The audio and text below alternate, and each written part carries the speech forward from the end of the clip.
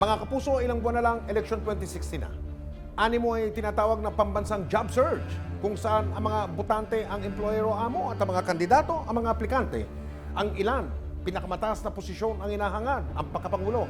Pero tulad ng sino man papasok sa trabaho, importanteng kilatisin muna sila sa isang matinding job interview. Paano nila sasagutin ang mga kontrobersyang kinasasagutan nila? Ano ang posisyon nila sa mabibigat na isyong kinakaharap ng ating bansa? At ano ang balak nilang gawin para lutasin ang mga ito? Handa na ang resume at ang boardroom ng bayan. Oras na para maungkat ng mga dapat malaman tungkol sa mga kandidato sa pagkapangulo. Ito ang Wanted President.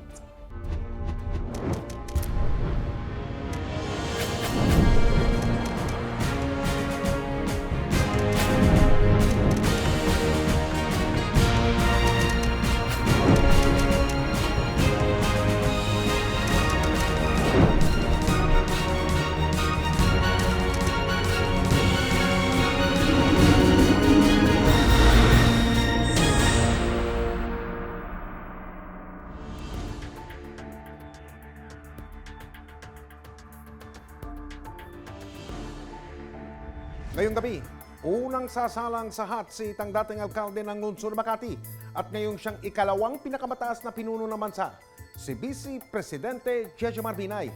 Halos lahat ng kanyang anak na pasok na sa mundo ng politika. Pero ano nga bang klaseng ama si Vice Presidente Binay? Sino nga ba siya sa labas ng politika? Buong puso nating tinatanggap sa araw na ito ang hamon na isulong ang tunay na pagbabago at kaginhawahan para sa bawat Pilipino.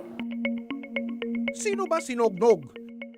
Ito ang pambungad sa political advertisement sa mga patalastas ni Vice President Jejomar Binay. Ang bansag na dating itinuring na pang-insulto, ngayon niyakap na niya bilang kandidato. Pero gaano nga ba kalapit sa katotohanan o realidad ang imaheng napapanood natin sa kanyang mga political ad o patalastas? Ipinanganak noong Nobyembre 11, 1942 sa mag-asawang Diego Binay at Lourdes Abuatan. Maagang naulila sa magulang si Binay.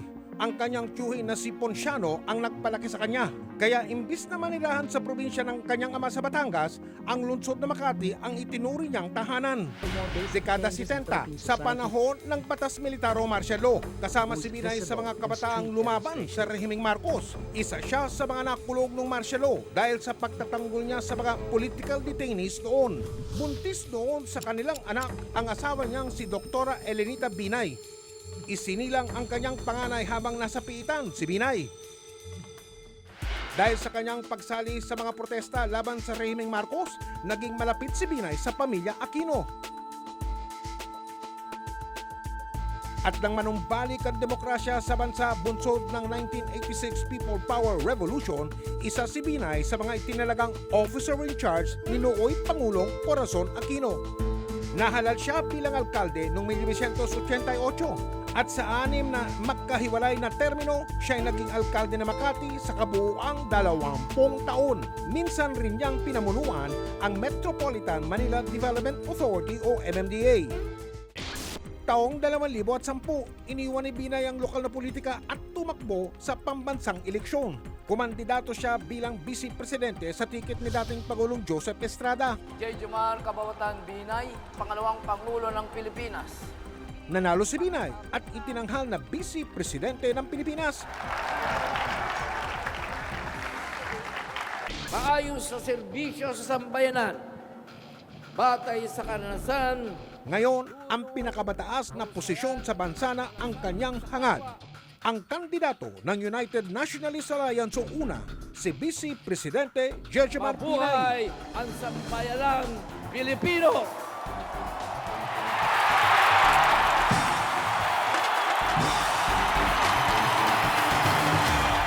Magandang gabi, Vice President Jejomar Binay at welcome po sa Wanted President. Magandang gabi rin sa'yo. Paano niyo ilalarawan yung personalidad niyo?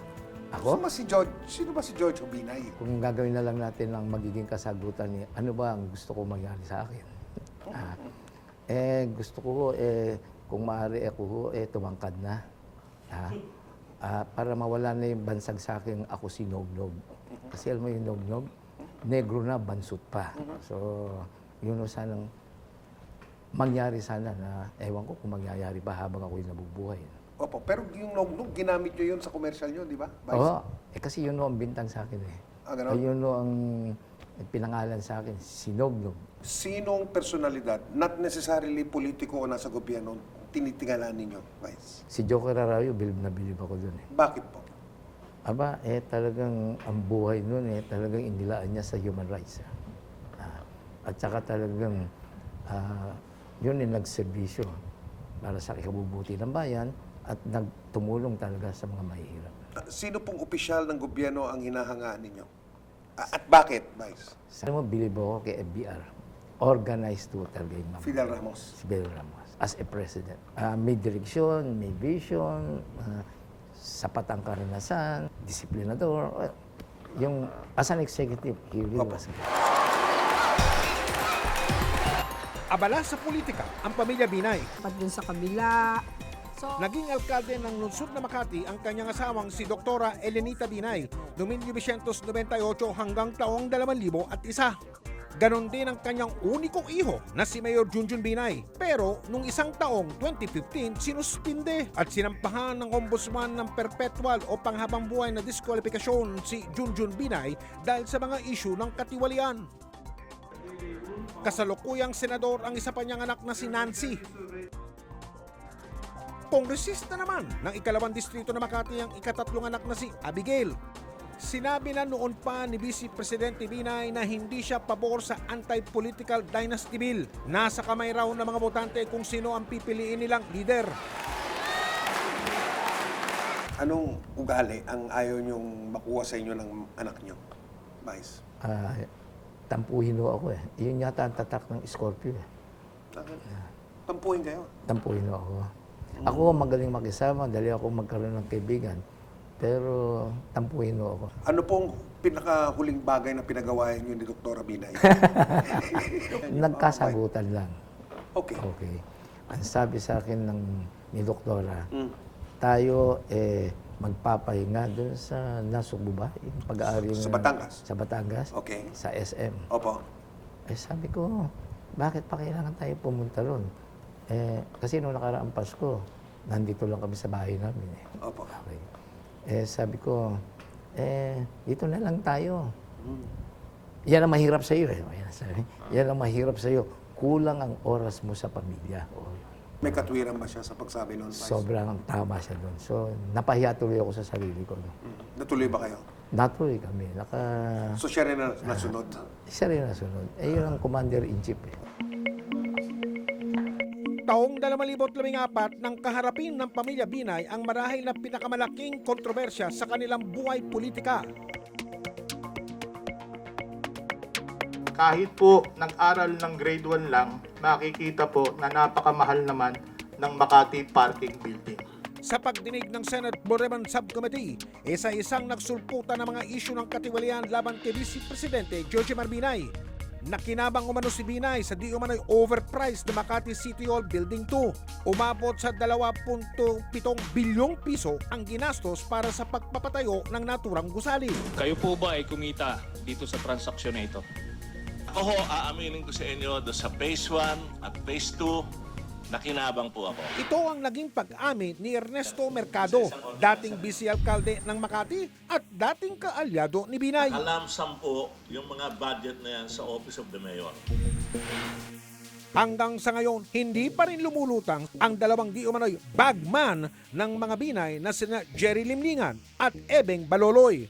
Hindi lang ang Makati City Hall Building 2 ang naging tampulan ng kontrobersya, pati ang bagong tayong gusali ng Makati City Science High School, overpriced din daw. Ayon sa dating kaalyado ng mga Binay na si Atty. Renato Bondal, overpriced ang gusali ng mahigit 800 milyong piso. Ani Bondal, 470 milyong piso lang dapat ang halaga ng pagpapatayo ng gusali, pero ang ginastos ng lungsod ng Makati, 1.3 bilyong piso.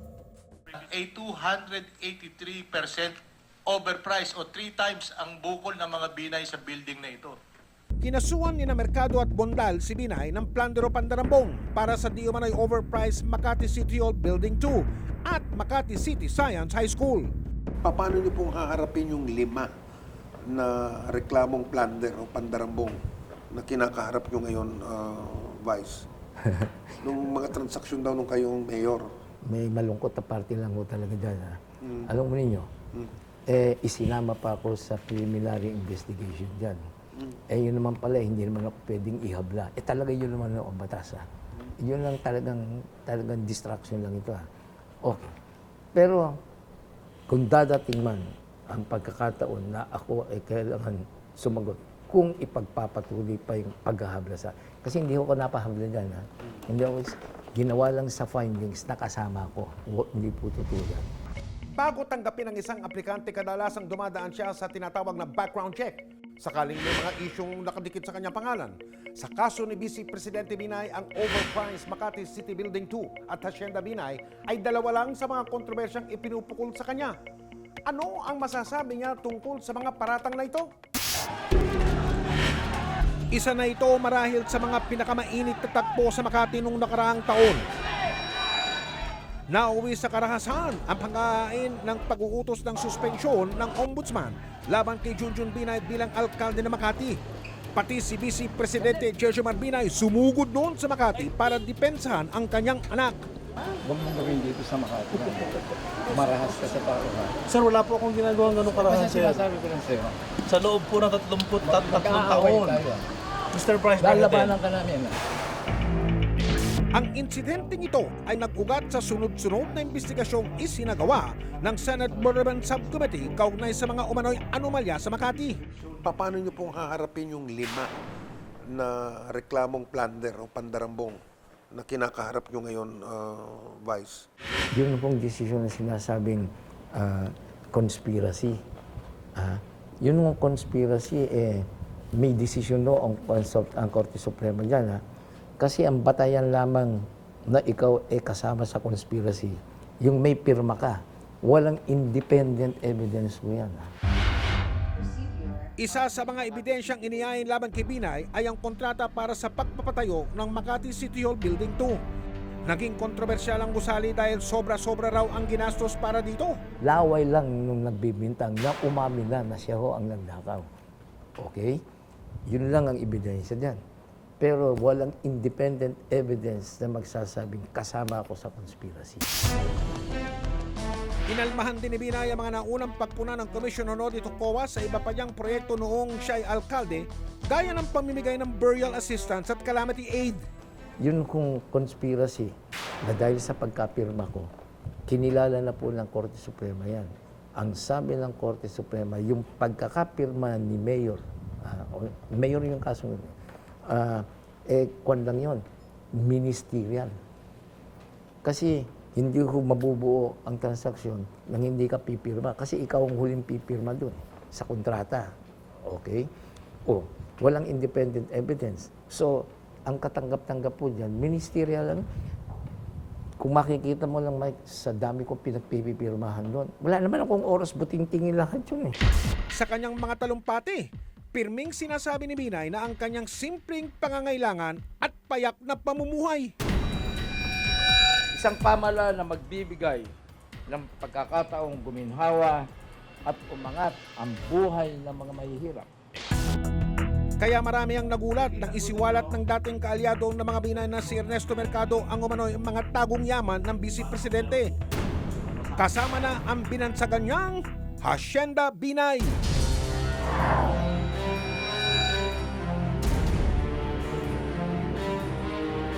Sinlaki ng 6 na luneta o kalahati ng laki ng lungsod ng San Juan. Ganito inilarawan ni Mercado ang lupain sa Batangas na pagmamayari umano ng mga Binay. 350 hektarya ang lawak ng lupain ito sa Rosario, Batangas na may rancho, babuyan, man-made lagoon, taniman ng imported na mga orchids at isang malaking bahay. Ang halaga ng lupain, tinatayang aabot ng 1.2 bilyong piso. Meron daw kayong 350 hektaryang hindi pa ako tapos, tumatawa na kayo sa Batangas. Hacienda tawag ito. Hacienda Binay. Yun pala, alam nyo na pala yun. Bilansagan akong hasyendero. Pati daw yung babuyan doon na air condition. Unang-una, hindi ako nagmay-ari ng ganong kalaki. Wala akong hacienda in the first place. meron naman kung nagsabi na siya ho ang may-ari nun, yung lupang yun. Oh. Yung babuyan, air condition. Ano, kung talagang matinong usapan lang sana, nagpunta doon si Senator Trillanes, wala naman siyang nakita kung ganitong air condition. Meron, air, nagko-condition doon, yung natural air, pero wala akong special na air condition. Although, hindi na ho mali yun, ha. Ngayon, Mike, baka hindi mo pa nalalaman to, may mga poultry at saka mayroong mga baboyan, nilalagyan talaga ng air condition. And there's nothing wrong with that. Mahigit 2 bilyon. Tulad ng sa ibang pagdinig, hindi humarap si Binay sa investigasyon ng Senado. Pero isang Antonio Chiu ang lumutang at nagpakilalang may-ari daw ng lupain sa Batangas. Binili umano ng kanyang kumpanya na Sunchamp Real Estate Development Corporation ang lupa mula sa AgriFortuna Incorporated na pagmay-ari naman ni Laureano Gregorio Jr. Nang usisay ng papeles ng AgriFortuna, natuklasan ang mag-asawang Binay pala ang orihinal na nagtatag ng kumpanya pero ibinenta na raw nila ang kanilang share sa kumpanyang yan noong 1995. Ginisa ng mga senador si Chiu at doon niya inamin wala pa siyang hawak na titulo ng lupain sa Rosario, Batangas. Pero hindi ka na owner. Magiging owner din po tayo. Future tense. Okay. Pero hindi sa inyo yun? Meron kami baboyan. Kami may-ari ng baboyan doon. Doon din? Doon ho sa lugar na yun. Okay. Pero hindi ko air condition yung aming baboyan. Yung lupa ng baboyan, sa inyo rin? Yun ho ang aming inaarkila ho doon. Umuupa lang kayo doon sa lupa? May portion ng inarkila tapos meron na kami may-ari doon.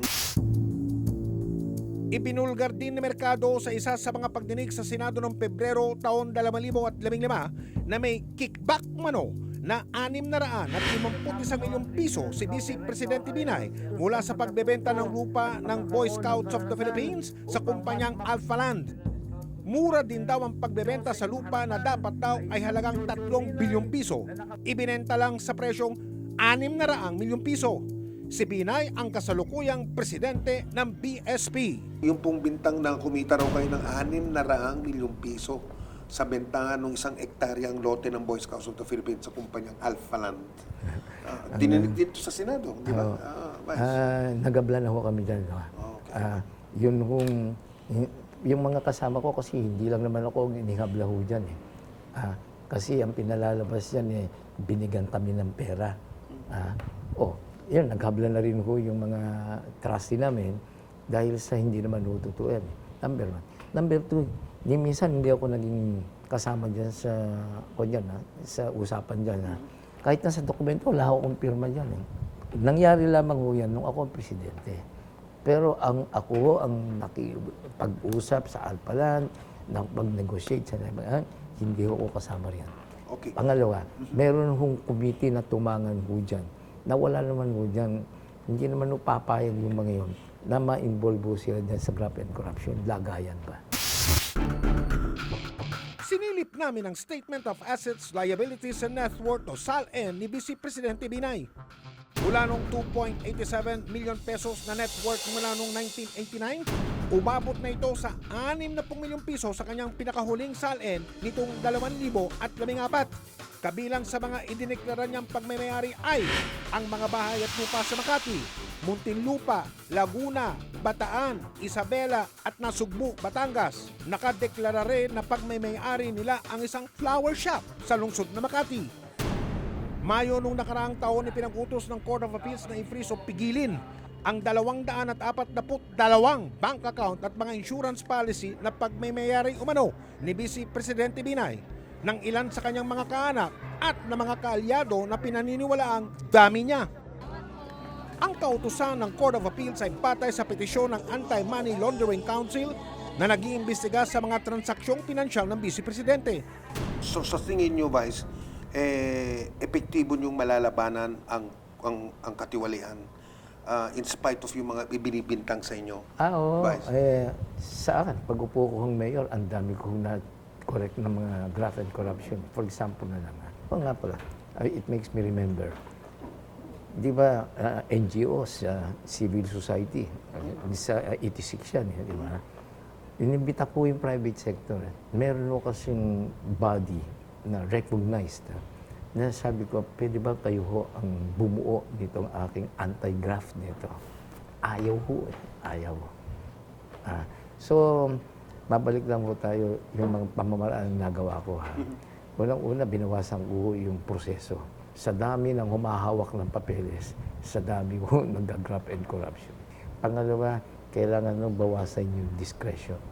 Kasi pag ilalagay sa Class A, Class B, Class C, doon na nag-uumpisa ang graft and corruption. Ilang beses inimbitahan sa mga pagdinig sa Senado si Vice Presidente Binay pero hindi siya nagpaunlak. Ang isang Pangulo dapat may paninindigan sa kabila ng mga batikos at nagbabangga ang opinyon sa mga mainit na issue tulad ng Freedom of Information Bill at parusang bitayo death penalty. Ano ang posisyon ni Vice Presidente Binay?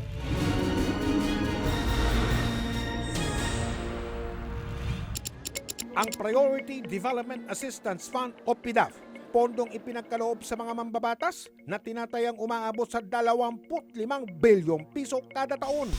Nung nakita ko ito kung si Cardinal Tagle po ay naluha, ako po ay napakagulgol. Sa inilabas na Special Audit Report ng Commission on Audit o COA noong Agosto ng taong 2013, 182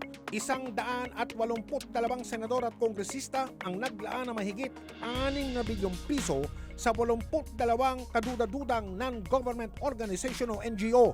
Ito ay base sa pagsusuri nila sa gamit ng PDAF noong taong 2007 hanggang taong 2009. Paano nyo po aaksyonan yung sinasabing sangkot sa pagnanakaw ng kaban ng bayan? Lalo na yung mga kumupit noon sa PDAF, yung mga sangkot doon sa katuwilian sa mga PDAF nila. Yung PDAF ngayon, as a concept, maganda ha. Maganda ha. Ang nagpasama lang dun sa PDAF ngayon, kasi mga ghost ang implementation and whatever. Pero as a concept, it was okay. Number one, binigyan ng pagkakataon na tumulong ang mga congressman doon ko sa mga pangangailangan ng kanilang mga distrito. Kasi binibigyan sila ng opportunity, di ba? Pangalawa, ako I belong to the executive department inilagay ako later on ng DBM. Doon, initially, kasama sa budget ko yun. Binigyan ako ng Senado, nag-initiate nun. Binigyan ako ng 200 million para doon sa mga pagtulong ko, ng pagtulong ng opisina ko. Initially, kasama ako sa budget, regular budget. Later on, nilagay ako sa item ng PDAF. Bukod sa mga senador at kongresista, may PDAF ang tanggapan ng Vice Presidente na hiningi mismo ni Vice President Binay na maluklok siya sa pwesto. Ang halaga, 200 milyong piso kada taon. Kasi, yung akin, tama lahat yun. Marami naman doon, tama Pinamigay rin ko sa mga ospital. Marami ko naging scholar. Nasabi niyo, Mr. Vice President, pabor kayo na ibalik ang PDAF? Hindi. Nandideklara na ng Korte Suprema na labag sa konstitusyon o hindi naaayon sa konstitusyon? Hindi naaayon sa konstitusyon. Kasi nakialam ang Congress papunta sa trabaho ng executive. Kailangan doon, basically, yun ang pagkaintindi ko dyan sa desisyon na yan, ikaw, congressman, pagkatapos na ma-aprobahan mo yung budget, hindi ka na nakikialam. Hindi mo na sinusundan. Hindi na yung kasama sa trabaho ng kongresista. Opo. Trabaho na ng executive department. Yan. Yan lang naman ang basic naging unconstitutional doon.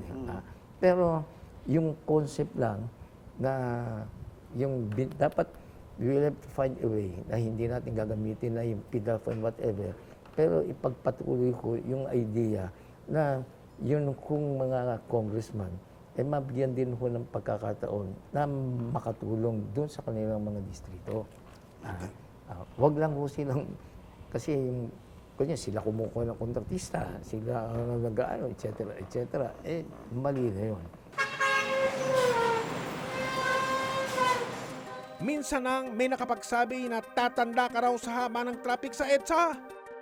Wala nang pinipiling oras o lugar ang lumalalang traffic sa Metro Manila sa pag-aaral ng Waze, isang online GPS-based navigation application o apps.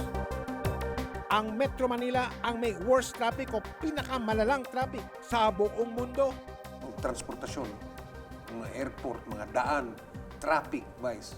Paano yung tutugunan, haharapin? Matinding problema po yan. Nung maging presidente si President Cory, ginawang Metro Manila Authority.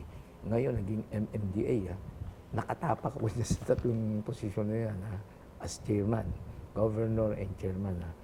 Alam mo, hindi naman tayo nagkukulang sa hindi naman tayo nagkukulang sa pag-aaral.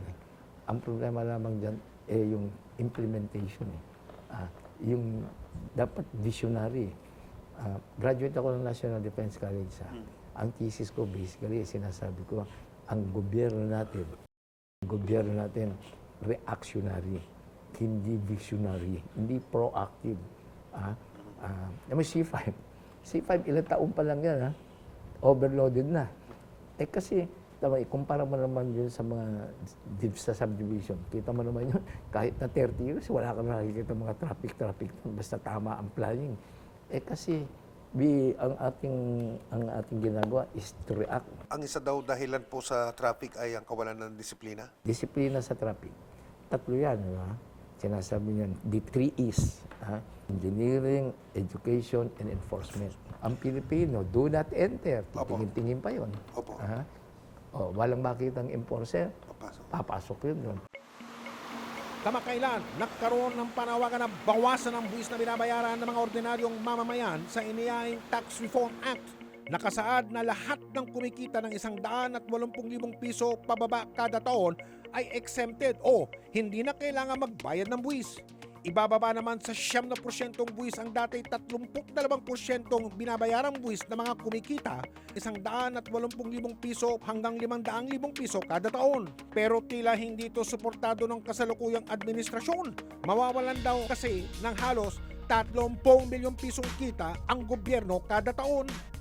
Meron pong usapan ngayon tungkol sa tax reform na babaan yung income tax sa mga manggagawa. Okay. Ano pong posisyon niyo tungkol doon, Mike? Alam mo ba, Mike, na tayo ang pangalawa sa kabuuan ng Asia na pinakamataas sa income tax?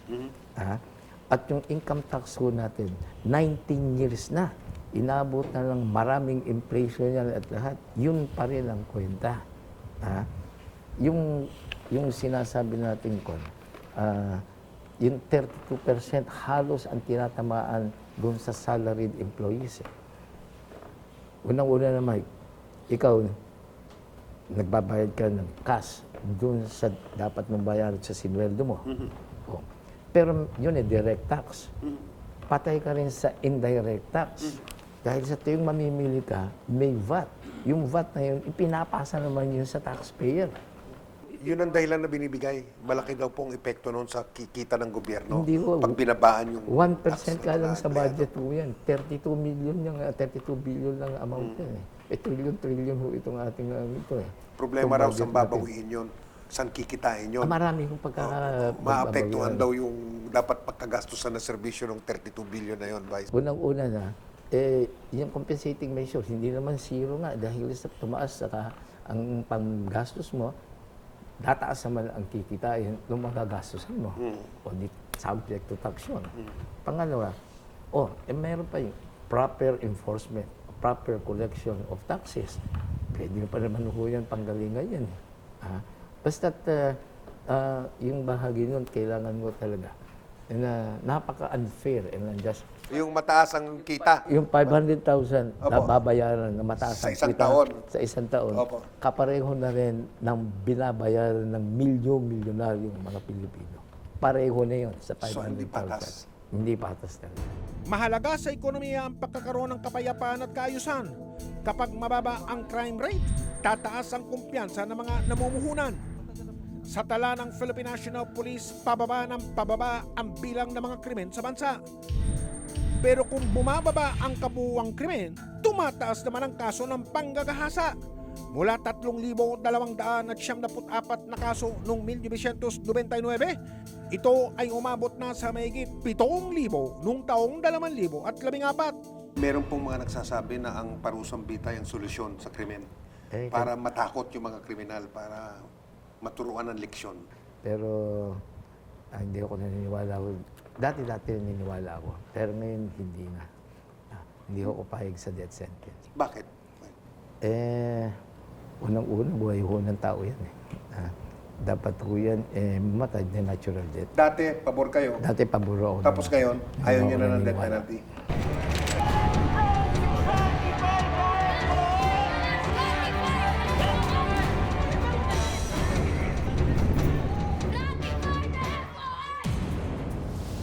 Kaakibat ng anumang laban sa katiwalian ay ang tinatawag na transparency o pagiging bukas ng pamahalaan sa pagsusuri ng taong bayan. Ito ang layunin ng House Bill 3237 o ang Freedom of Information Bill, ang mapadali ang pagkuha ng impormasyon ukol sa pamahalaan. Sa FOI, malalaman ng publiko ang mga transaksyon ng mga ahensya at opisyal ng gobyerno. Pero 27 taon mula ng unang imungkahi ang FOI Bill, 4 na pangulo na, pero hindi pa rin ito naipapasa. Ano po ang posisyon niyo tungkol sa Freedom of Information Bill? Ako, suportado po ako dyan. Suportado? Ako, isa ko sa unahin kong malabas yan. Yun lamang, gusto ko lamang kung makita, meron namang accountability. Bakit may accountability yung mga nasa media and whatever? O kailangan naman may accountability. You use the word freedom there. It's not liberty. Ang liberty is kahit ano lang, okay. Yung freedom, may kasama nga yung accountability.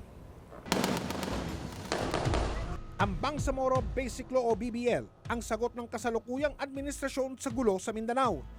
Ito ang kasunduang pangkapayapaan sa pagitan ng gobyerno at ng Moro Islamic Liberation Front.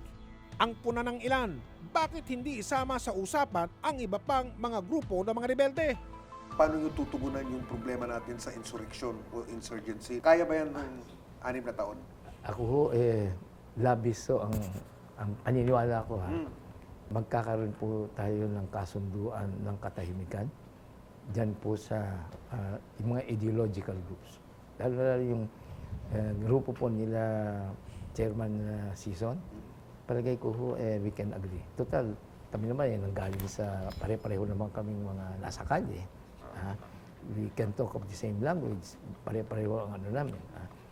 Yun ang aking dun sa peace process. I think I can be successful. Pangalawa, meron na sinasabing prinsipyo ng military, depriving them of the water to swim on. And what could this be? Poverty. Kailangan yung causes ng pagiging rebelde nila, dapat tugunan po natin yan. At ang unang-una dyan is poverty. Nog-nog kung bansagan siya noon bilang pang-insulto. Nog-nog kung bansagan niya ang sarili niya ngayon para ilahad ang kanyang plataforma sa tao.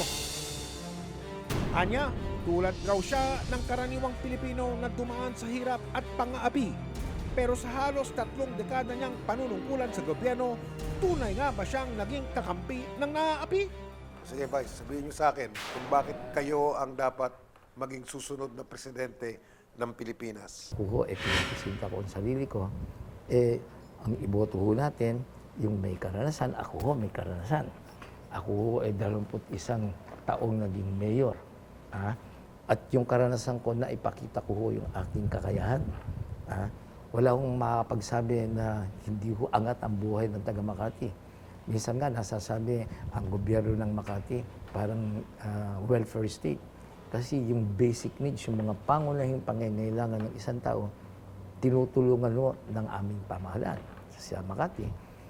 Ito nga, pinagmamayabang namin, walang mahirap na mamamatay sa sakit dahil sa kahirapan. So, itong mga bagay-bagay nito, ako ho ay may karanasan bilang nanunungkulan, yung executive ability, kung sabihin, I hit the ground running, I make decisions right away, wala ho akong teka-teka. Ako ho may puso, meron akong pagkalinga sa ating mga kababayan, lalo-lalo na sa mahirap. Dahil sa ako ho, galing ako sa kahirapan. Yun ho ang mga bagay-bagay na pinipisinta ko sa sarili ko na kung bakit ako dapat mahalal, bakit sila boboto. Veterano sa mundo ng politika, bihasa na sa mga batikos at kontrobersya. Ngayon, sa marahil pinakamalaking laban sa kanyang buhay politika, si Binay na nga ba ang sagot sa kinabukasan ng Pilipinas? Pasado kaya sa job interview si Vice Presidente Binay? Sa Mayo, ang mga butante ang makasasagot kung tanggap nga ba siya sa trabaho at kung karapat-dapat siyang maluklok bilang bagong Pangulo ng ating bansa. Magandang gabi po, ako si Mike Enriquez at ito ang Wanted President.